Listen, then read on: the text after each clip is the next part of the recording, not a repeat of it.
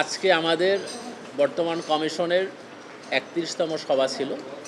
এ সভায় মূল আলোচ্য বিষয় ছিল আমাদের চলমান ষষ্ঠ উপজেলা পরিষদ নির্বাচনের তৃতীয় ধাপের তফসিল ঘোষণা সংক্রান্ত আলোচনা এবং সিদ্ধান্ত গ্রহণ। এ বিষয়ে মাননীয় কমিশন সর্বসম্মতক্রমে তৃতীয় পর্যায়ের ১১২টি উপজেলায় নির্বাচনের তফসিল চূড়ান্ত করেছেন, যার মধ্যে ২১টি উপজেলাতে ইভিএম মেশিনের মাধ্যমে ভোট গ্রহণ অনুষ্ঠিত হবে। বাকিগুলোতে আপনার স্বচ্ছ ব্যালট বাক্স এবং ব্যালট পেপারের মাধ্যমে ভোট গ্রহণ অনুষ্ঠিত হবে।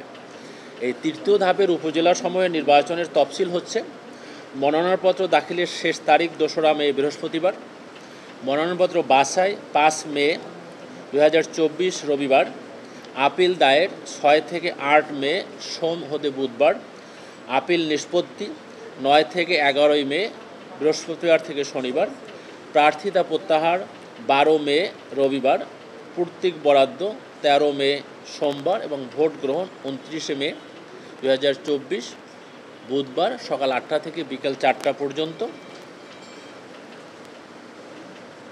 এবং প্রতীক বরাদ্দ থেকে ভোট গ্রহণের দিনের মধ্যে প্রচারণার সময় হচ্ছে আমাদের এখানে ১৬ দিন, তা থেকে ৪৮ ঘন্টা মাইনাস হবে, সেই সময় তারা পাবে। এটুকুই ছিল তফসিল। এবং এক্ষেত্রে রিটার্নিং অফিসারের দায়িত্ব পালন করবেন নির্বাচন কমিশনের নিজস্ব কর্মকর্তা, যারা জেলা পর্যায়ের অতিরিক্ত জেলা নির্বাচন কর্মকর্তা হিসেবে দায়িত্ব পালন করছেন তারা, এবং অঞ্চলে যারা অতিরিক্ত আঞ্চলিক নির্বাচন কর্মকর্তার দায়িত্ব পালন করছেন তারা।